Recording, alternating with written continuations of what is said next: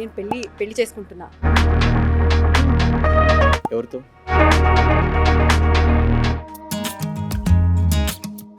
యష్మి లేని ప్రోమో లేదు, ఎపిసోడ్ లేదు, ట్రోల్ లేదు, యష్మి లేదు, మేము లేదు. అంత అలచల్ చేసి తర్వాత ఏమైపోయి అసలు ఏం అవ్వలేదు. I was just enjoying my life. నీ మీద వచ్చిన ట్రోల్ చూసినప్పుడు ఫస్ట్ థాట్ ఏమొచ్చింది? నిజంగా నేను నవ్వుకున్నా. సీజన్ 8కి వచ్చిన పాపులారిటీ కంటే యష్మి మీద వచ్చిన నెగిటివిటీ ఎక్కువ ఉంది. ఒక కంటెస్టెంట్ కి అంత నెగటివిటీ మేబీ నా బిహేవియర్ వల్లనో నా మాటల వల్ల. ఫినాలే రోజు ఎస్ మా కే బ్యాచ్ విన్ అయింది. ప్రూఫ్ ఉందా? ప్రూఫ్ చూపించండి.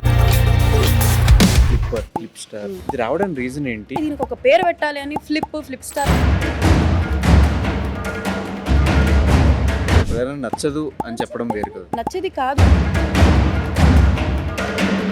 నిఖిల్కి బయట తనకు ఆల్రెడీ ఒక పాస్ట్ లవ్ స్టోరీ ఉందని తెలుసు కూడా ఎందుకు దగ్గర అయ్యే ప్రయత్నాలు చేసావు? పర్సనల్ స్టోరీ వాట్ ఎవర్, అది నాకు దానికి సంబంధం లేదు.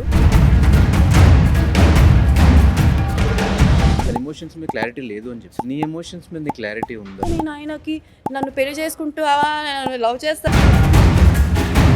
లోపల ఏదో ఒక డ్రీమ్ వచ్చింది.